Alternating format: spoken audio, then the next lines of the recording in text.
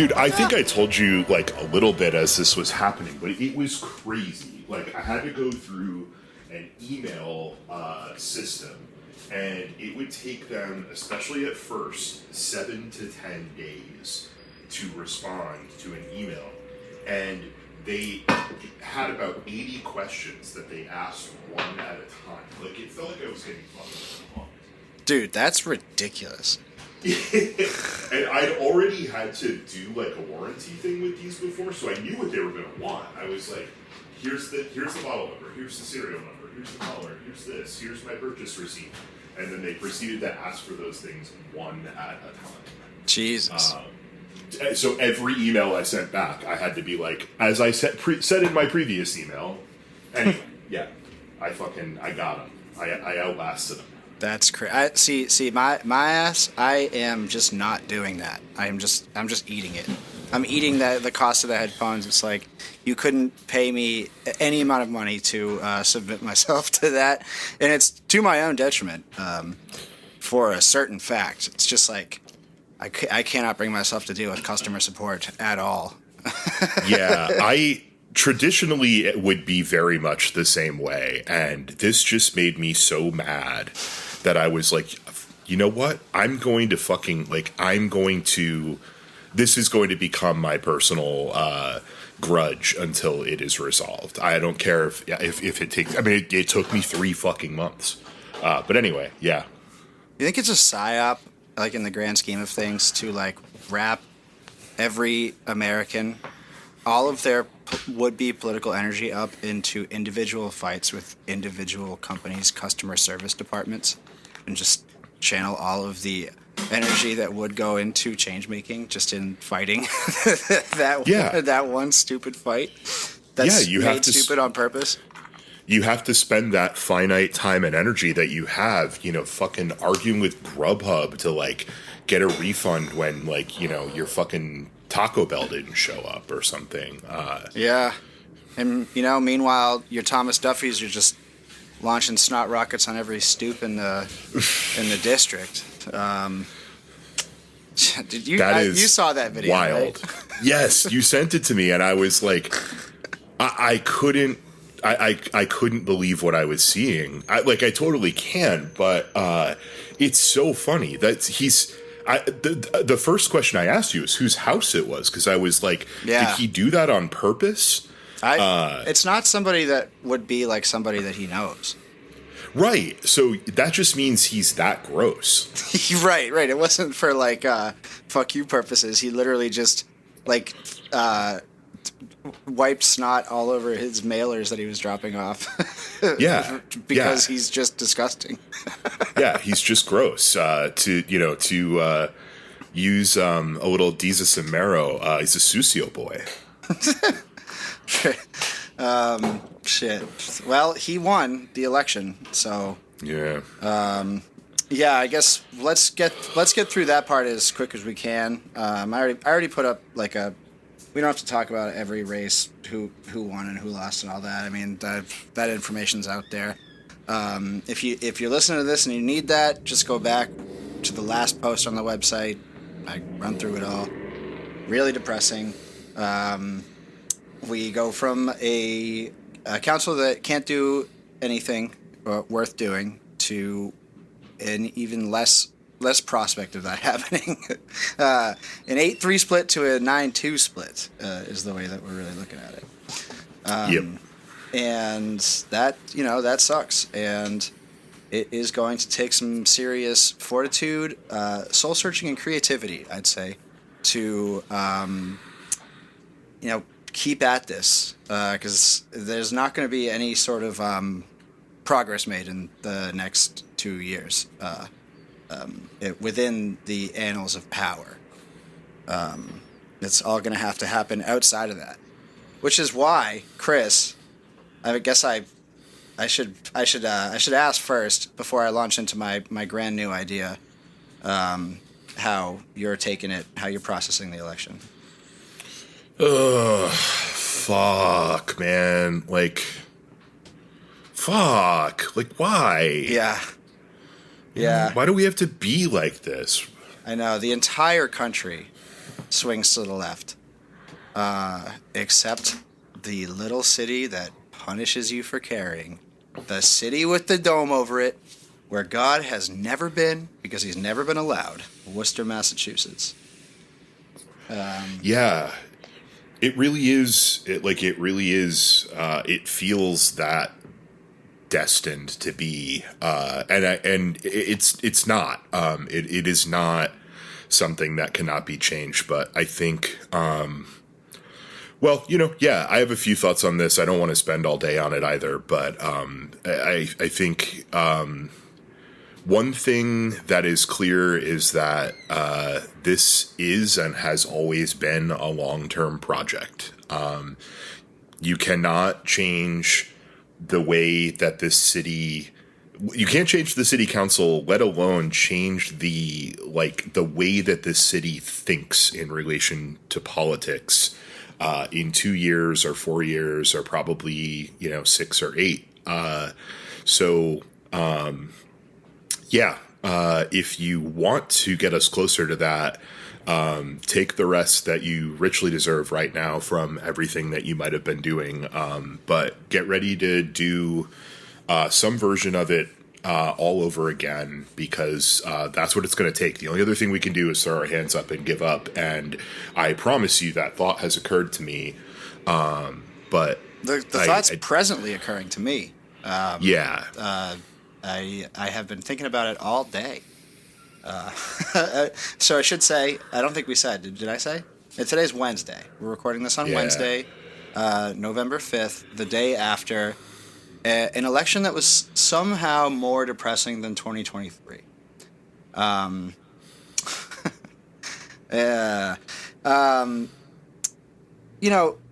Over the course of this show, we have sort of joked about doing an alternate city council, mock city council type structure to channel community input and build people power.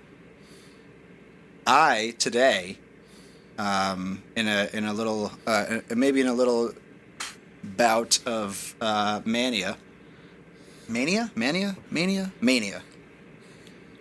is just like a cool guy, I want to be friends with Mania. Man.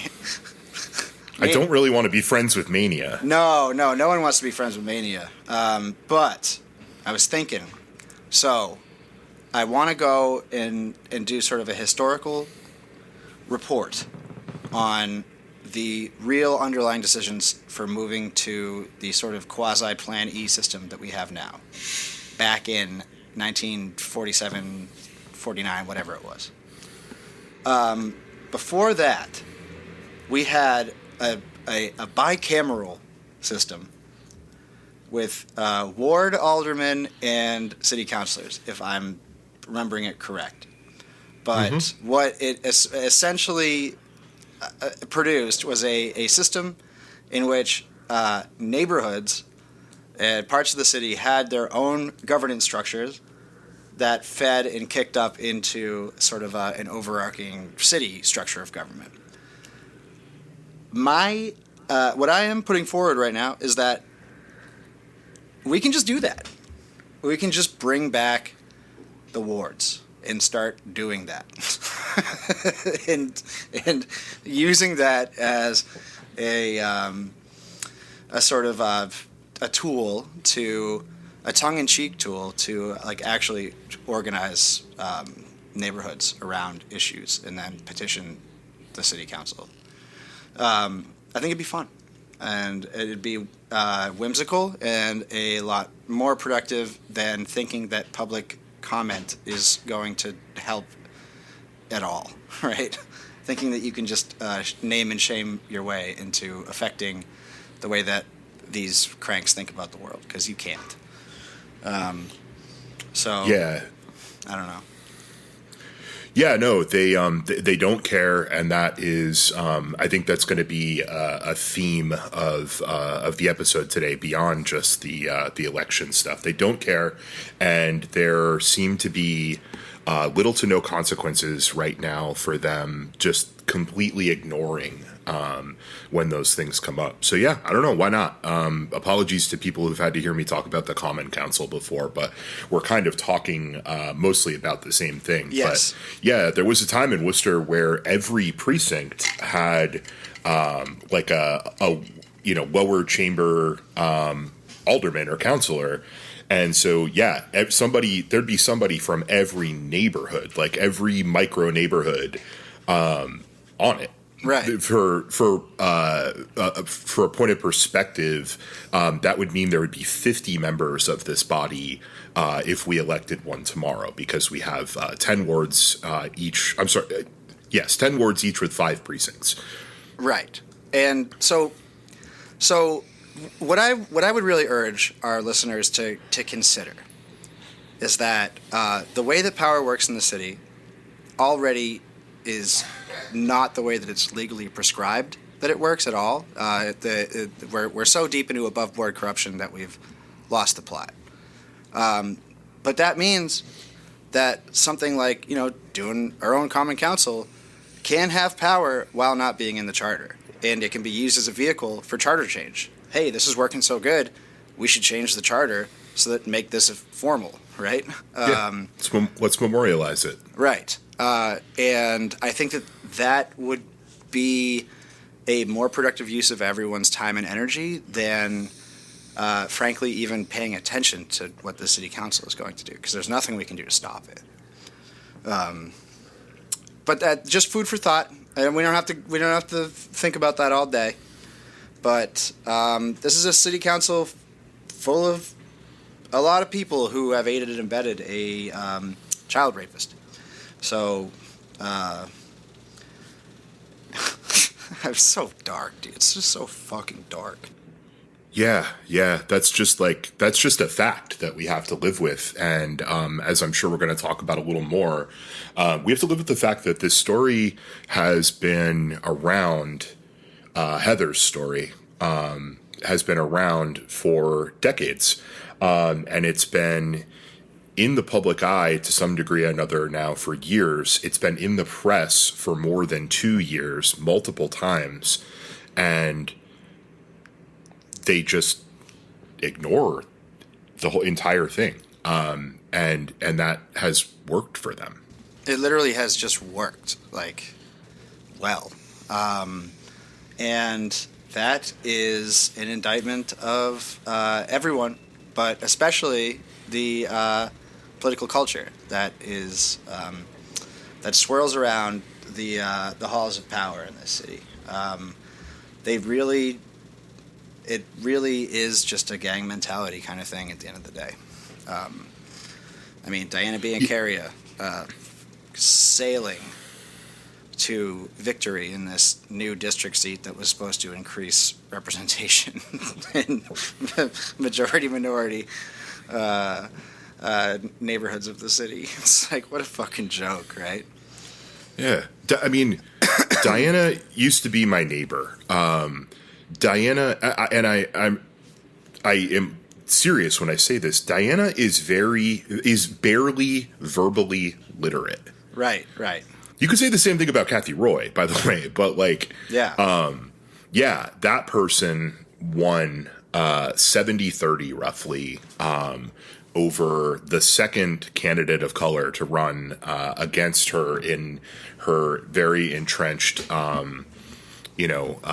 Italian grotto over off of between Shrewsbury and Belmont Streets. She just has her people, and they will just vote for her because she's Diana. Doesn't matter what she does or what she doesn't do. Nobody gives a shit. Yeah.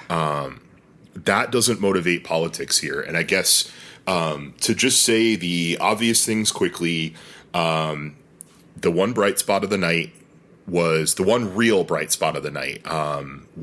Rob beat Candy. Councilor Rob, baby. Councilor Bobby Bellata. Feels good to say. It sure does. And that's a big fucking deal. We've talked about that being a big deal for months.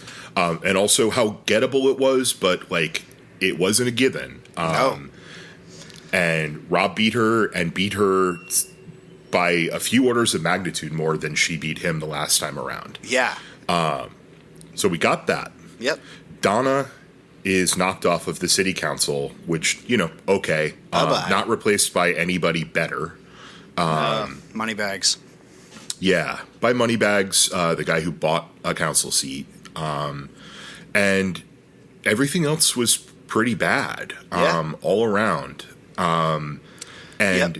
I think the only thing that I've been sort of thinking about since this was all going on, I was on the stream last night, so I was kind of trying to think through this in real time. And I guess the only thing I can say is I like to sort of think about, like, thematically, what did this election as a whole say? And unfortunately, what I think it said pretty loudly and clearly is that the tactics used by the entrenched power to marginalize and villainize and quite literally, in this case, criminalize someone like Attell, it worked.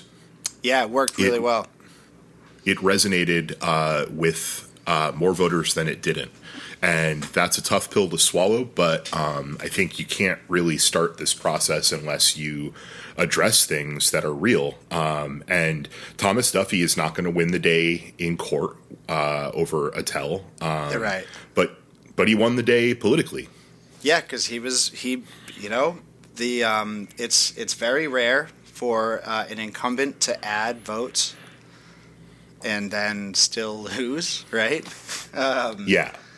Which Attell did. I mean, there was more turnout, but it's this isn't a story of Jose Rivera convinced Attell voters not to vote for Attell. He didn't make a more compelling case. He had a lot of intense interest in his bid from the police unions and from the Chamber of Commerce, who, through its super PAC or whatever, Progress Worcester, pumped a ton of money into radio ads and stuff for Jose. And then the police union was out there hand delivering scary flyers to people. And between those two things, they were able to whip up 900 more votes than they did last time. Which is those two things, and also just having almost all of her quote unquote Democratic colleagues on city council just completely fucking leave her twisting in the wind. Mm-hmm. If not, actively helping to vilify her as a candidate, right? And oppose her as a candidate. In the chat, the Substack chat that the newsletter has, which was very active on Election Day. Thank you, everyone, for using that as sort of like the go-to forum for stuff. But today, Tyler O'Day was like, Worcester needs partisan elections so badly. Like, this is crazy. And I think it's a good point, because in the absence of overtly partisan elections, what we have is a quiet and insidious partisanship, where bad actors can sort of thrive in the darkness of that, like Joe Petty being the perfect example. And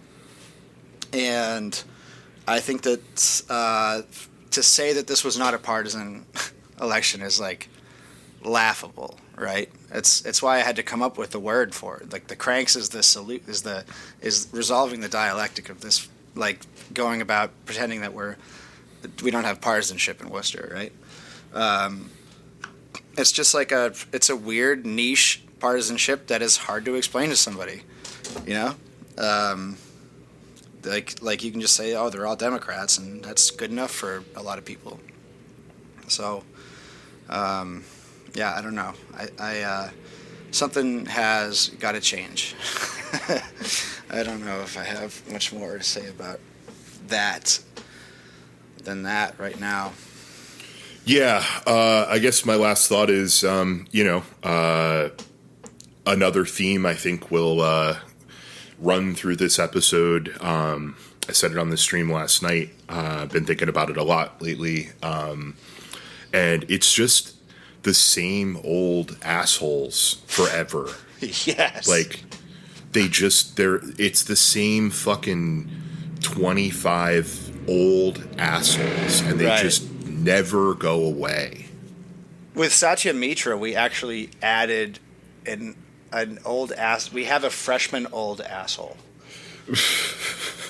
Right? Yes. Yeah. Like we summoned an old asshole that may as well have been around for forever, and basically put him on the city council for as long as he wants to be there.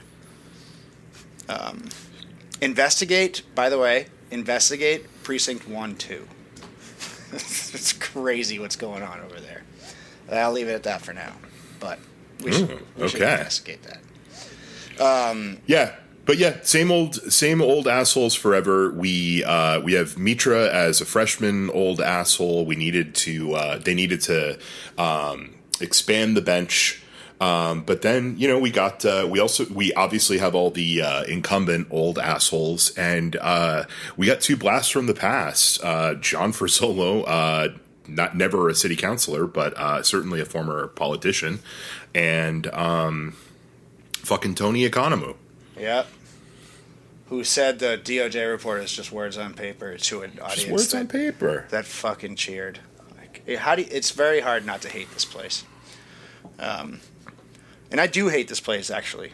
I actually do, like, vehemently hate this place right now. The "and I love it" part of the newsletter name is hard to come by lately.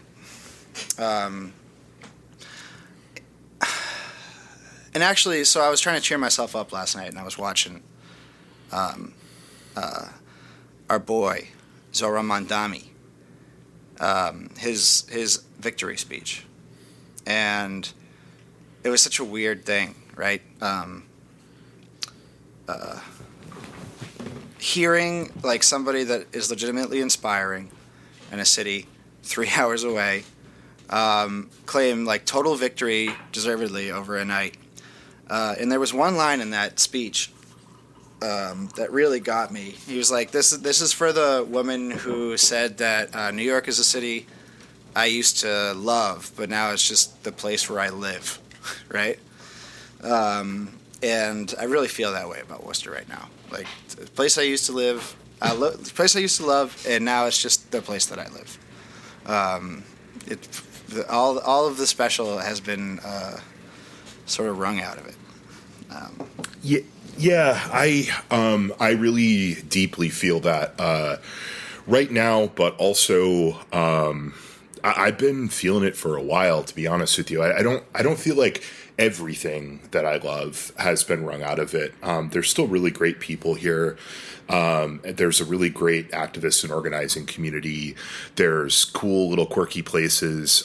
They haven't fully killed it yet. But the trajectory for that being a livable, a thing that continues on in a city that we can live in and afford to enjoy things, it doesn't feel very promising. And I don't see my long-term future in Worcester anymore. And that's a thing that's changed for me.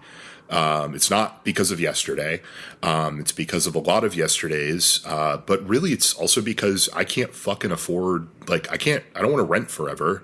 And I can't afford to buy a house here anymore. Which is crazy because I don't make no money. But yeah, it's a lot of things. It feels like, living here right now is logistically and spiritually kind of playing life on hard mode, and I'm kind of tired of it. Yeah, it's like it's a high effort, low reward type of a scenario. At least that's how I'm processing it right now. Yeah, I don't know. This is awesome. We keep resolving on these thoughts where it's like, well, I could sulk and, riff on this for the next 45 minutes and be totally content with that. But I don't necessarily think that anybody who listens to this show wants to hear that. But that's fair. I will. Well, I don't know. What do you think? Do you think people? I don't. What am I asking? I'm a little tired. I'm a little hungover. And yeah, same. Big same on both fronts. Stayed up too late. Drank too much. Coping mechanisms, unhealthy ones. Right. No, I don't think that's unfair at all. I think everyone's. I would imagine most people listening to this are feeling the same feelings, and so I hope you all feel some. Companionship or camaraderie. Thank you in those feelings, but no, I think the thing about Mamdani is that he came really kind of out of nowhere, not that long ago, didn't have a fucking chance, and then the winds shifted. And it's not to say that there wasn't like a ton of really hard work that went into that, and really brilliant campaign strategy and all those sorts of things, but he was just the right guy for this moment, and that could happen. It is possible down the line that could happen in Worcester. And we need to be doing everything we can to solicit that kind of talent, right? Because like part of the sauce with this definitely is that Mamdani is obviously, as a speaker, as a thinker, as a instinctive political actor, he has got the sauce, the kind of thing that you can't teach.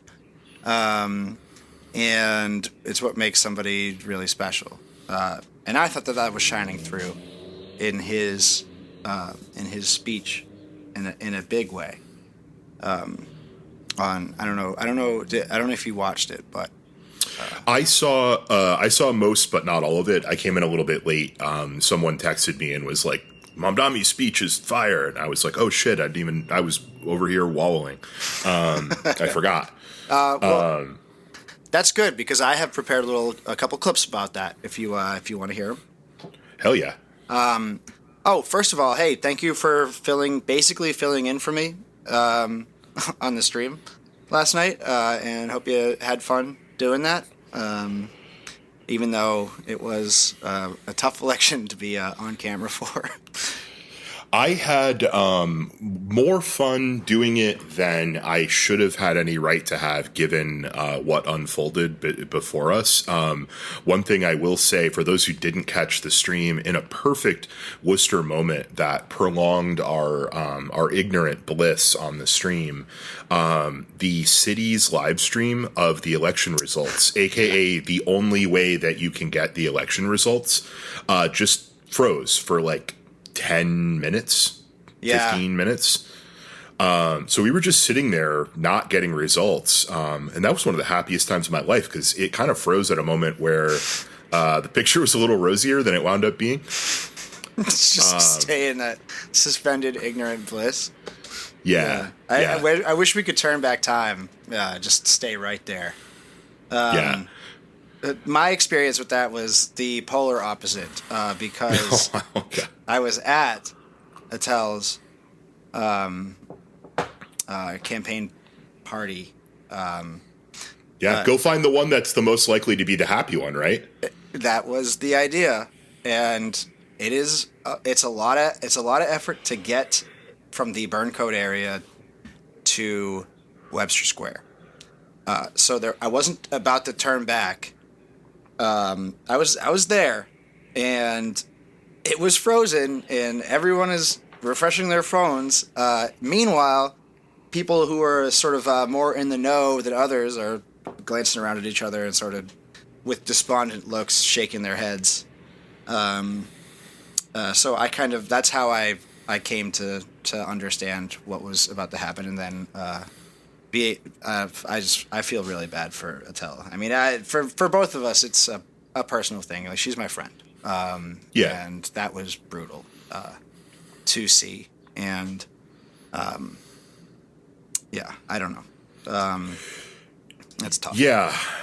I'll just say, I'll preface this by saying this was no fault of yours. And in fact, you brought the news to a lot of people that they weren't getting anywhere else. But for those who didn't watch the stream, we went from the results being frozen to them quickly, like, starting to re-update.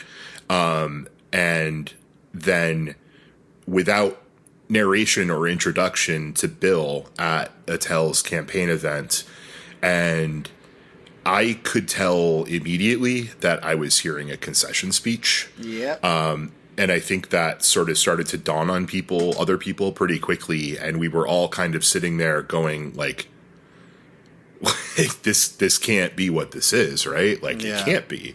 Yeah. But it was. Fuck. Yep. Yeah. And yeah, I will just say, the only thing I'll say is I talked to Attell today. Attell is all right. I'll just leave it at that. She's all right. But yeah, it does hurt. She is not just a politician that I like. She's a dear friend of mine, and everything that she is politically is who she actually is. And so I feel like this wasn't just a public repudiation of her as a candidate. It feels like a public repudiation of her as a person. And I take that really personally. And I'm having to deal with it. Yeah. But it wasn't. It was. No. It was like Attell got more votes than last time. That is what candidates need to do to stay in office. It was just, there are forces in the city that are more powerful than the city council, and they decided to swing the hammer, and they had a very easy time doing so with a candidate who is nothing, who is just a dipshit, who is not inspiring at all, just a vessel for grievances, which is actually the ideal form for a Worcester City Councilor. Well, shit. If you think about it, is just being a grievance airing machine. That's supposed to do nothing besides that. Oh, shoot! Chris missed all that, and it's the best thing that I said the entire episode. Chris, you missed my brilliant speech. Just a vessel. Oh, and then you disappeared. That's where you stopped? Okay, well, you're just going to have to listen to the episode after the edit to figure out the rest of it, because I'm the level of hungover where I can't remember what I just said. Well, you got it on tape, and I'll just have to be surprised by your brilliance. Not surprised by your brilliance, actually. Just confirmed in your brilliance when I listened to it with everybody else. Speaking of shit that was brilliant that you had to listen to with everybody else. What did you think of the interview with Tom and Heather? Man, I thought it was incredible, and honestly, I'm kind of glad I wasn't there. I don't think another person who doesn't have much to offer except being like, "Whoa, that's fucked up," needed to be in the room. I think I can say the things here that I want to say about that situation overall. But yeah. I thought it was incredible. I don't. I guess for folks who don't know, I don't know Heather. I've never met Heather. I know a lot about Heather. I am 1 degree separated now from several people who know and have gotten to know Heather. And I've been, I don't know, uncomfortably acquainted with this story for a while. Back to when you were pushing through writing it for the months and months when it was coming together. Mm-hmm. And I thought hearing Heather speak was really incredible. It really evolved to me who she is as a person, and how she copes with and modulates through like this intense trauma and then re-traumatizing that trying to get some accountability and justice has taken her through. It's very obvious that she's very comfortable with you and Tom, which I think is another good reason that it was you guys and then Galen and then her other support person. Yeah, Lynn. Yeah.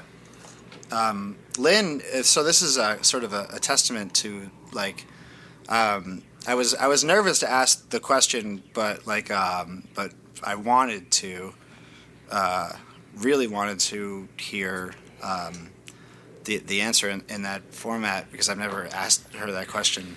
But like, was it worth it? Like, did we make the right decision with this? Is it and just Lynn being there, and the way that Heather talked about that, I felt was like just a physical proof of concept, right? Because they're starting a support group, or they have started a support group, and they're trying to build infrastructure around it.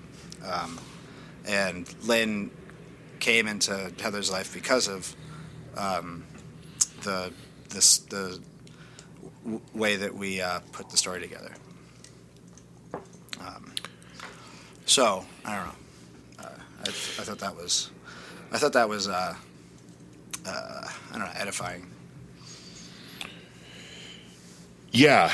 I mean, it's. I guess I'll say first that, like, we talked a lot.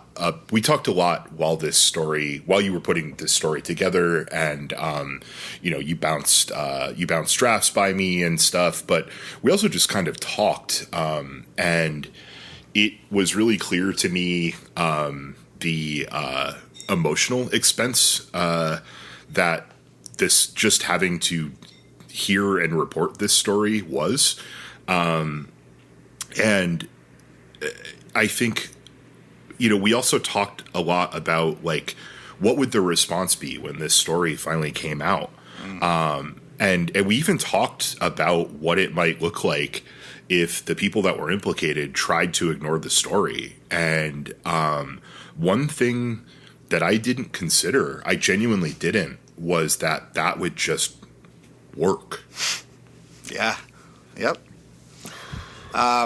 It literally just it just works. They just, like, we can safely say at this point, Maureen Benenda, best example. I mean, it just works. It just, and that's just, I don't know. And it's a sort of a grim overall observation, and it's tough to sit with, but it's like, if we want to be, serious about thinking about how to, like, change this place for the better, that this is one of the better things to sit with, right? Why does it just fucking work, right? Yeah. There's probably not a better question to be asking right now than that. And yeah, and I'm not trying to wallow here. I'm really not. I'd like to do anything but that. But we have to be honest with ourselves. If that's the place we have to start when we're trying to build something. Like, we have to be honest about what the reality on the ground is. And the reality on the ground, both with Heather's story and frankly with the election, I talked about this a little bit last night, is that we have basically a complete absence of a local media outside of the quote unquote alternative source that you're providing, and some others, Tom and John over at This Week in Worcester, and Wootenanny folks with the Council Stream and that stuff. But I think there's limitations to who that reaches at this point that are hard to contend with. I mean, it's there's a lot of different communities in this city, socioeconomically, demographically, so on and so forth, geographically, and we don't have like a mass media source that really covers any of this. It was a big reason why everyone was able to, like, they just didn't say shit when your article came out, and they haven't said shit since Tom's came out. And nobody holds them to it. Sue is the only reason that they ever had to discuss this in a public forum at all. Right. She brought it up in school committee. Yeah, and that's something that we talked about a little bit during the episode, and there were a couple things we cut. I don't think that was one of the things we cut. No, I remember it being in there. Yeah, it's in there. Well, you also, you listen to the pre-cut version. I think it was in the post-cut, but yeah. Anyway, whatever. It's like it's good to know if it didn't make it. That's if it didn't make it, then it's making it now, and I'm the only person implicated in whatever sort of slander this might be, which it's not, by the way.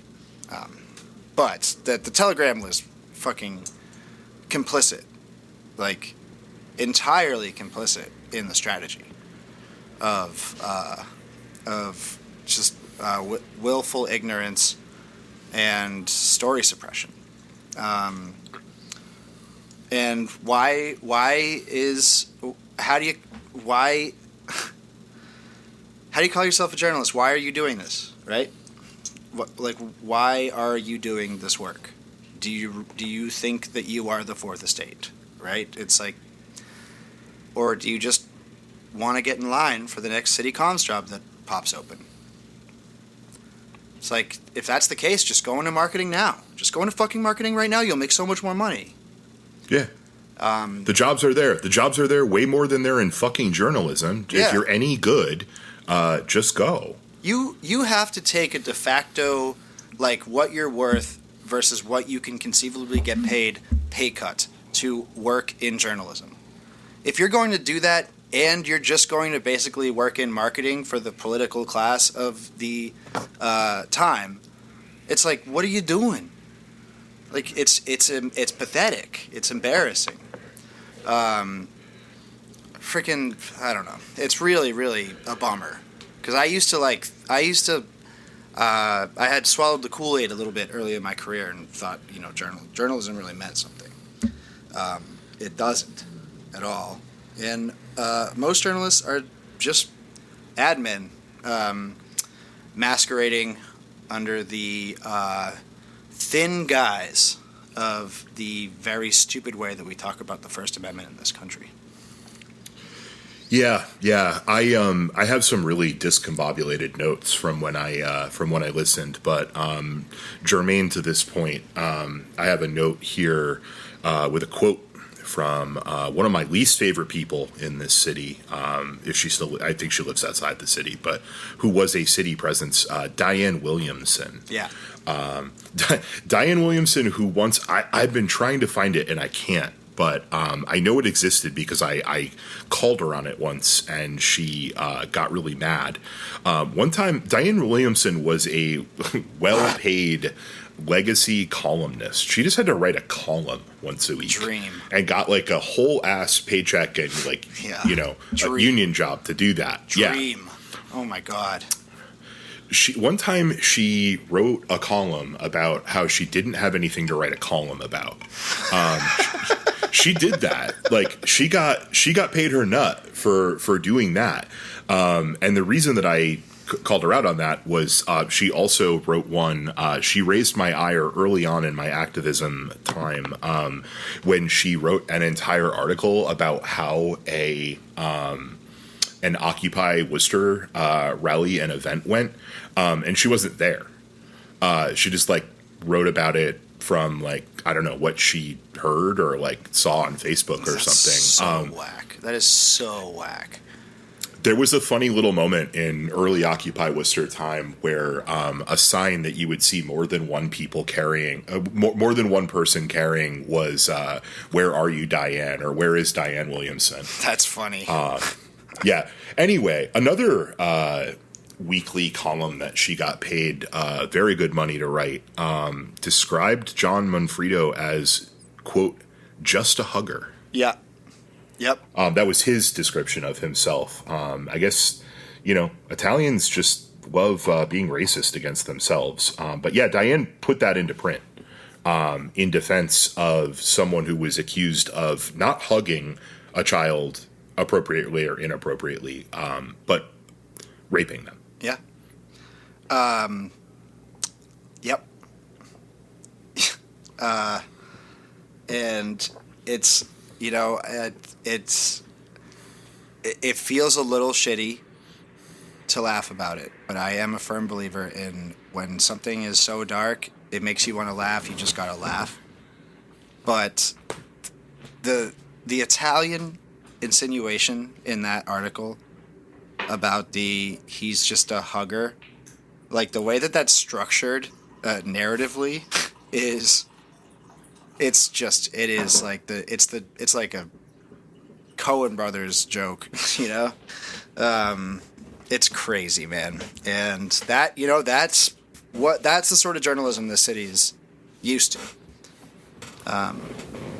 Yeah, when we had people will talk, I think people think about this, and it's not an incorrect way to think about it. It's just more than one thing can be true, right? Like, people think about it as like, Gannett and these big companies et al. Came in and they bought up all these publications and they, vulture capitalized them and did the bust out on them to the point that they are essentially just, shells with it's the Wizard of Oz. Like, there's nothing really behind the curtain anymore. That is true. And also, before that happened, when it still was a relatively well-funded, robust publication of well-paid journalists, they still did this shit. Yeah. Yeah. And that's not exclusive to the Telegram. Like, it's just, unfortunately, a fact of media that you have to push against and fight against if you want a better media. I would argue in some ways we have one part of a better media now, but it's not the same as having a newspaper that shows up at 150,000 people's door every day. Mm-hmm. It's nowhere near that. Like, the Telegram is still the largest employer of journalists in the city, and as much as I'd like to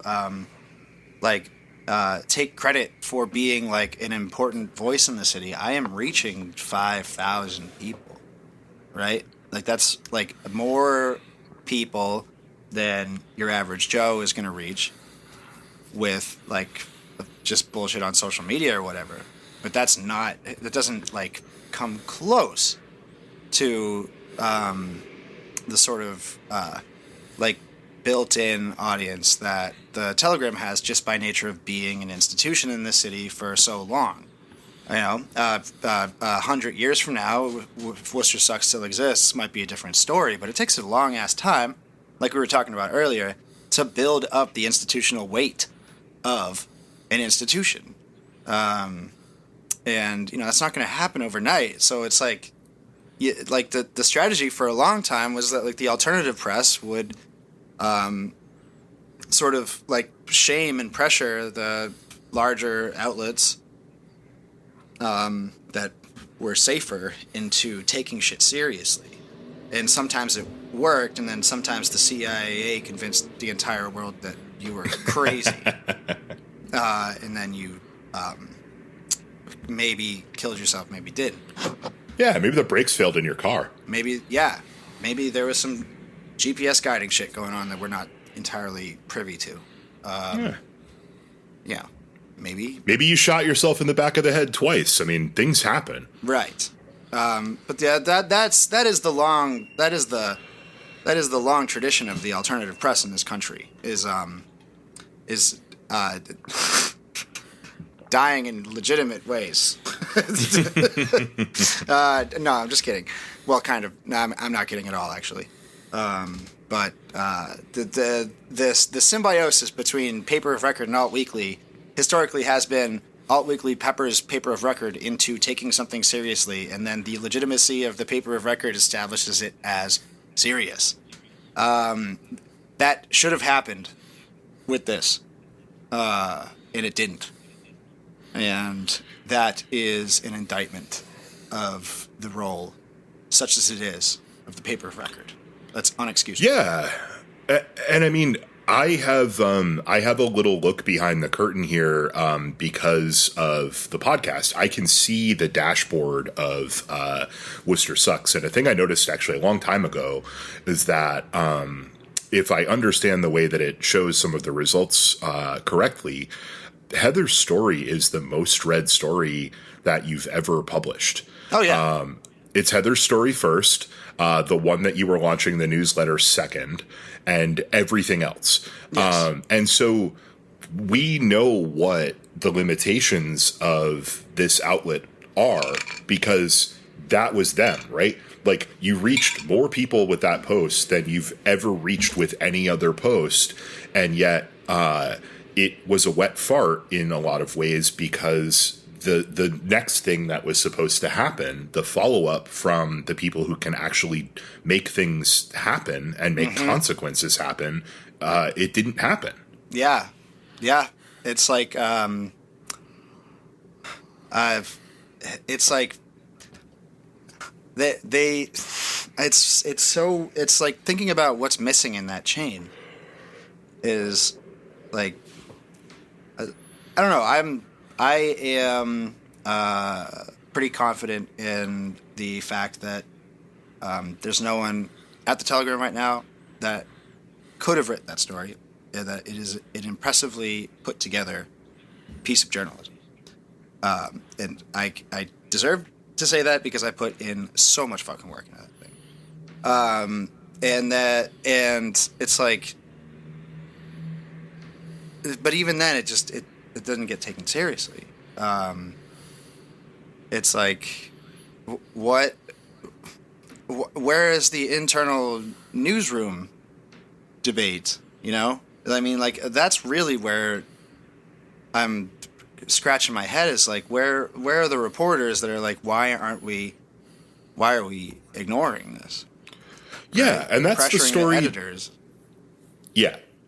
That's the story that they needed to tell, right? Like, you did things with this story, not to pump your tires here too much, Bill, but you did things with this story that I think were really important and really special, up to and including the fact that Heather had veto power over this story to never see the light of day until the instant that it was published. Heather literally pushed the button to publish the story. That's the agency that she had in the telling of this story. And every traditional media outlet will tell you, oh, there's just, no way we could do that because, I don't know, ethics or integrity or whatever, which I have feelings about. But let's just say, talk about all that. yeah, let's just say that's true. Okay, so Bill is the only one who could have done this story in that way, to give the victim the agency that she got. Okay, so now the hard part's done. Now they can take that story and run with, like, this thing, we wouldn't have done it this way, but it's here, and there's a lot of interesting stuff in here. There's a lot of big questions to ask. So let's ask them. Right. Let's take those to the people in power. Yeah, where, like, there wasn't even a story of, like there wasn't even an allegations were made story, right? Like there's so many ways they could have pussyfooted it and dressed it up, and or even like wrote counter, like fucking,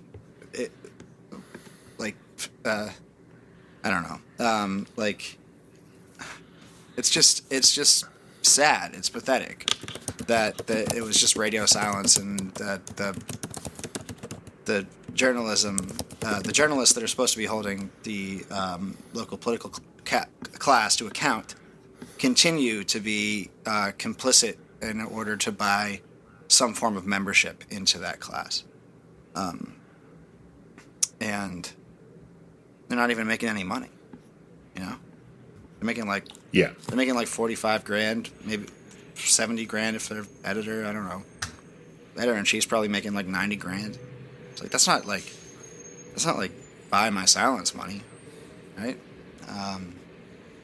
So it's tough. It's just sort of pathetic.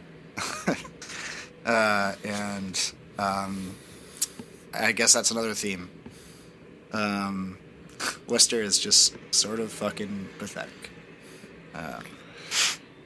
Yeah, it's in terms of the structures of power and influence, it's hard to see it any other way. I'd really like to, but it's hard to see it that way. I don't want to take you off of anything that you're on, but Bill, I do know that we might be able to add a little bit of just not like midnight dark despair to this. I know that Please. you wanted to tell. I know that you wanted to tell the story about the gong in that episode. Oh, yes, Chris. What a perfect, lovely suggestion. What a That's what you pay me for, man. listen to that. Oh shit! Sorry, it goes twice. So I am obviously for people who are big podcast heads. It'll be one of the many ways that it's obvious that I'm directly ripping off TrueAnon with the gong bit.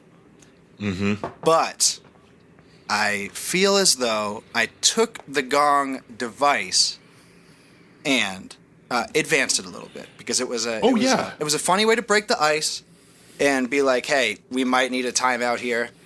I'm going to put in this funny sound effect for the timeout, and then that became our sort of on the record, off the record agreement. Tom Marino called it gonged in versus like we're gonged in right now. Don't worry about it. We're gonged in. And then I'm like, all right, I'm gonging us back out. And then we were, yeah. But you might think that I just, went on the computer, went on the YouTubes and typed in, gong sound effect. No. Me and Katie went to the Davis Farm Corn Maze extravaganza festival, whatever it's called, out in Sterling or wherever. And we were like, we're doing the goddamn corn maze. And it turns out that once you complete the corn maze, which was a little hard, we got lost a couple times. It's like it's a pretty fun thing to do. I don't know if you've ever done the corn maze out there, Chris. Have you?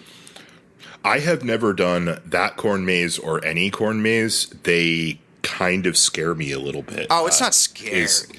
Is like a thing that I guess I have to admit. I'm like anxious about not being able to complete it. It's like I'm anxious.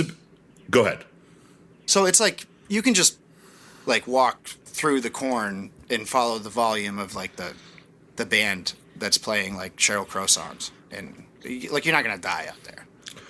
No, and like that's the thing, hey, anyone who suffers from anxiety will understand this. It's not a reasonable or rational anxiety that I have. It's just an anxiety that I have. But no, I've never done one. I should do one. I do try to overcome silly fears that I have like this. I used to be really afraid of horses. Most of my life, I was really afraid of horses. Oh, I would never get on a horse. You kidding me? Yeah. So, I said the same thing for a long time. I think some people know, but I was married prior to my current marriage, and I got divorced. And this was 2016, and I had a dating and kind of re-exploring life at 34 years old, kind of rumspringa. And I met this girl. I met her through Tinder, but we just pretty quickly realized like we're just going to be friends. And she had horses, and I decided that year that I was going to, by the end of summer, I was going to ride a horse. I was going to get to know the horses over the summer, and get comfortable and kind of take steps.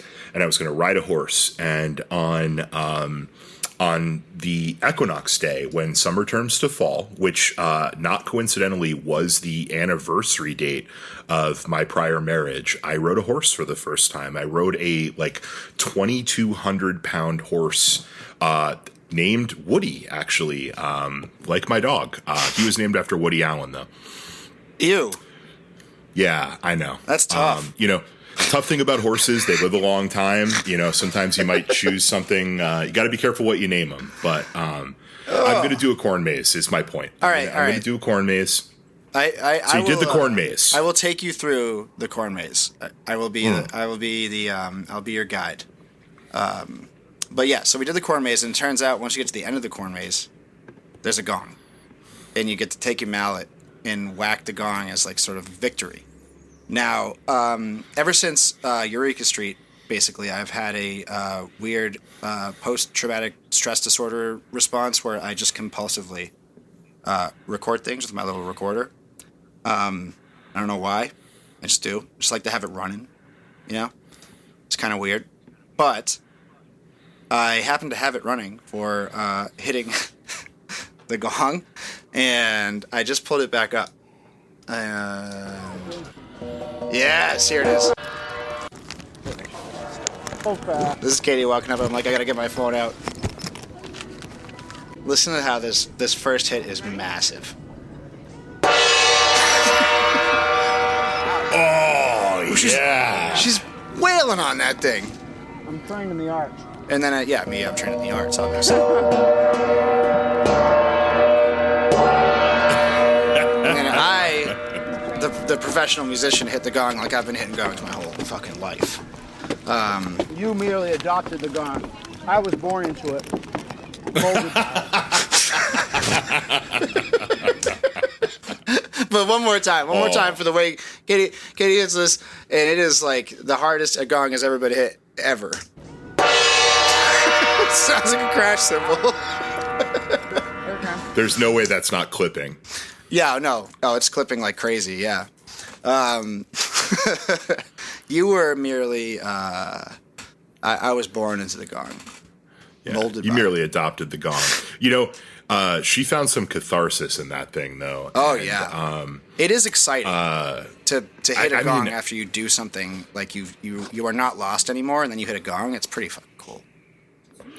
You did. I completely concur that you did evolve the Truanon gong, but also they have an actual gong and we don't. And I think over time that's something we're going to have to correct. Yeah, I think by next porch session summer, we got to have a gong, man. Well, we got to have one. You know what? I've been slowly accumulating a number of percussion instruments. You know, a gong is just we don't have to stay relegated to gong territory. I mean, I have this wood block with a little piece of metal on it. Ready for this? Ooh. It's like a freaking dinner bell. That feels like what's supposed to trigger the command in my brain that the CIA put there to tell me to go unalive someone really important. Oh boy, here I go killing again. Hold on. I have to give you the antidote. Maraca. This is all shit that's just near me at my desk. I am just surrounded by percussion instruments. Ready? One more. Guess this one.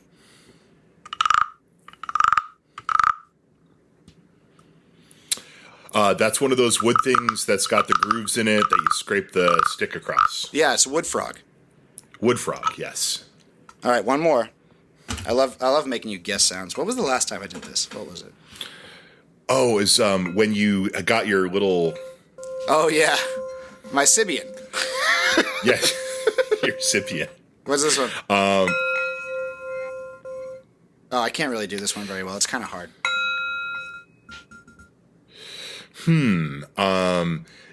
It's got the sound of like a large tuning fork. It gets nutty once you get it going. And yeah, It's one of those prayer bowl things. oh, okay, you're hitting it.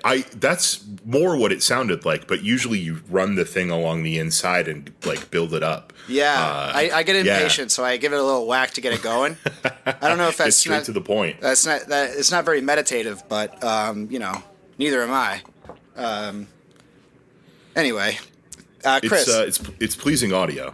Chris, I feel a lot better now that you reminded me to tell the gong story. Thank you for that, because we were getting midnight black dark there for a second. Yeah, we were, and I think to finish what I have to say. Not finish what I have to say, but what I have to say, I guess, for today about the Heather story. This isn't just to be, to try to bring it back to a lighter place, just to do it. It's the last note that I have.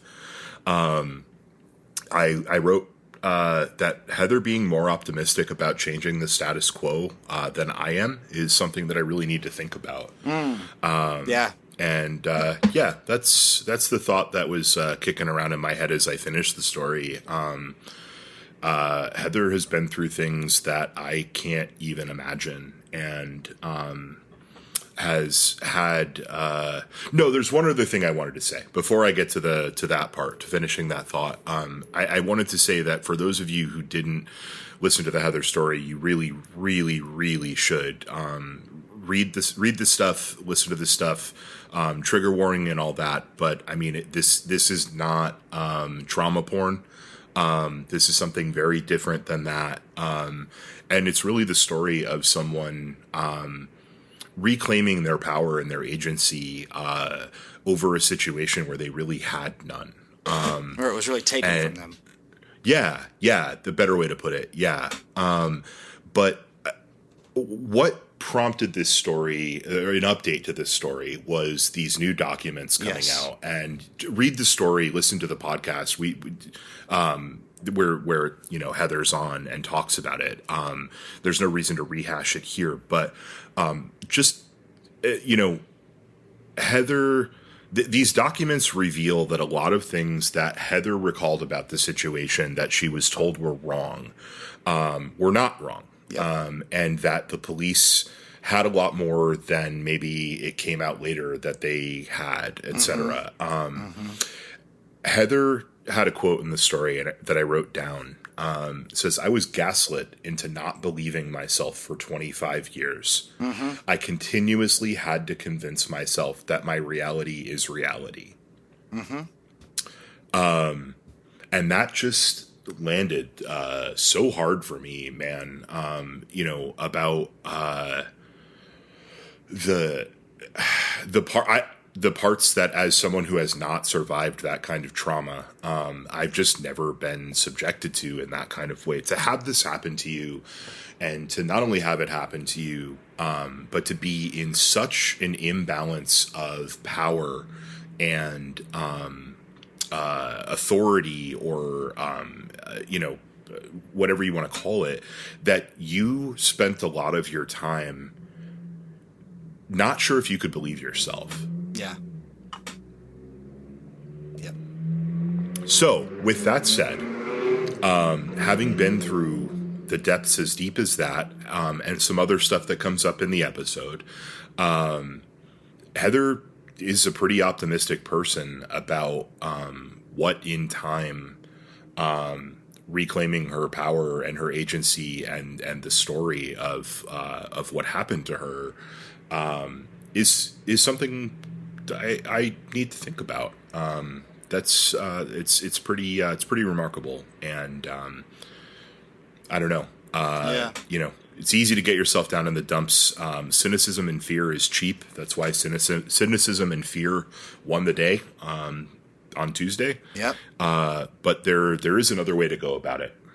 Yeah, and Heather's a great example, but a fantastic example. And I was really struck in a new way by a similar but a slightly different observation that, like, the real motivating factor at the end of the day for Heather deciding to finally make this public, it was how it would help somebody else in her position, right?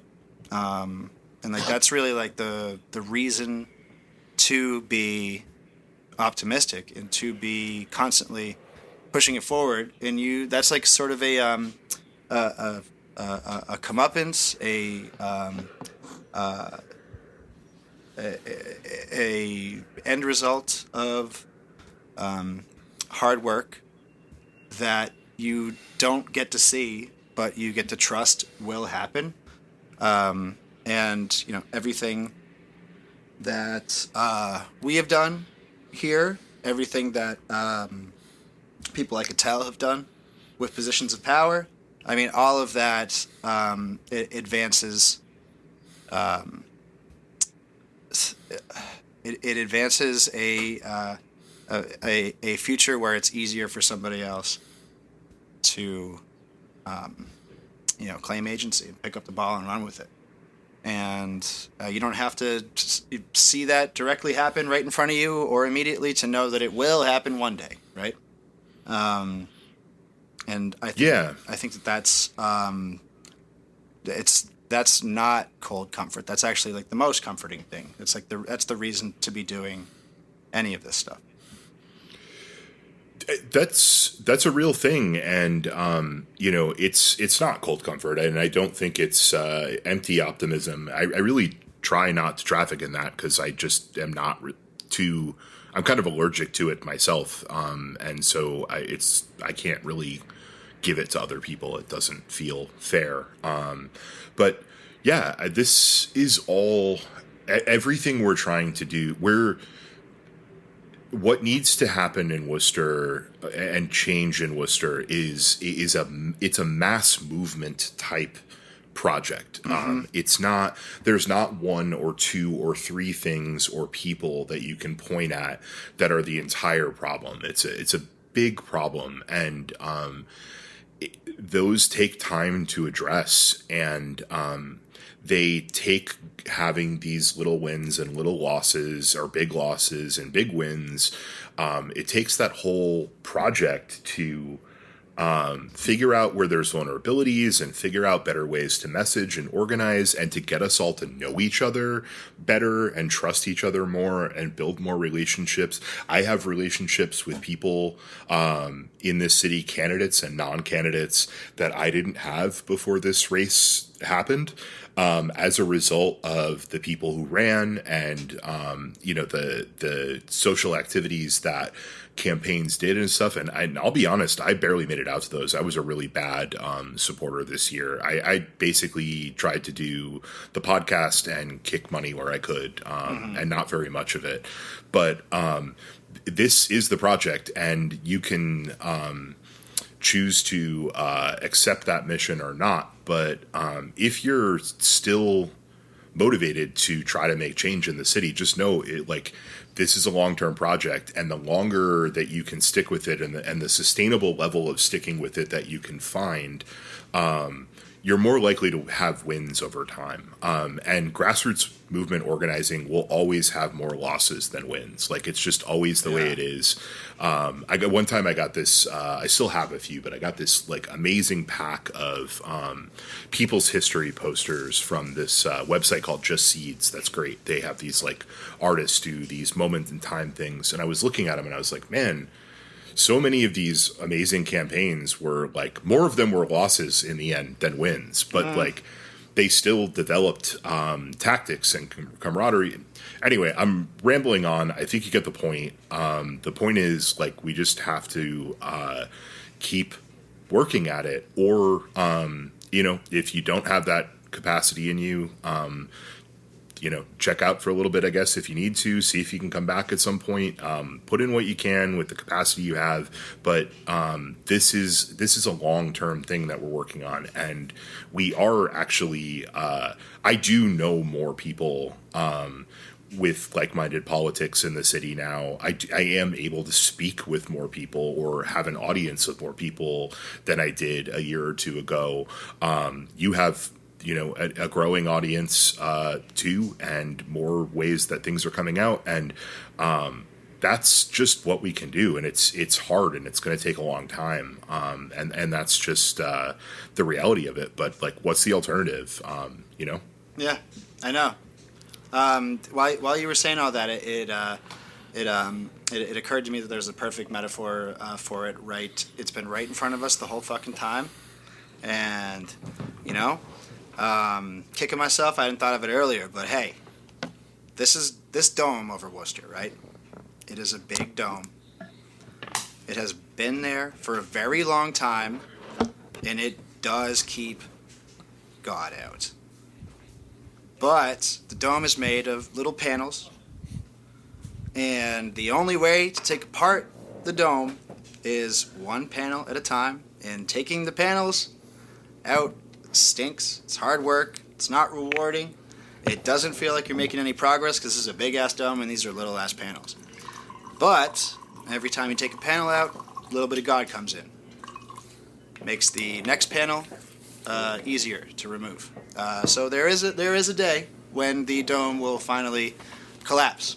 It won't be structurally sound anymore, and it'll all come crashing down. But the only way we get there is by focusing on that one little panel ahead of us and taking it out until it's out, you know?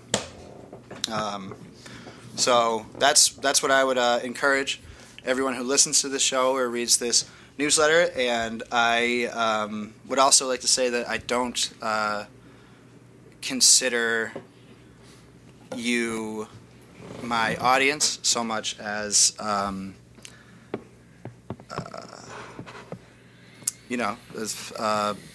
what's the right word? This is not a difficult word. I'm just blanking on it. You're not my audience. We're in this together, right? You are a part of the same movement that I am, and that's who I'm writing to in my head, is other people who want the same things I do.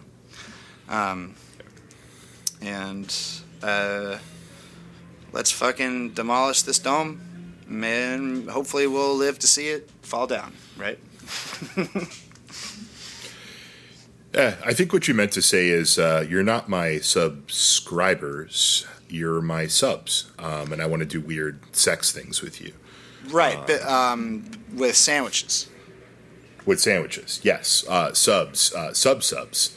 That's submarine sandwich subs. We gotta have Andrew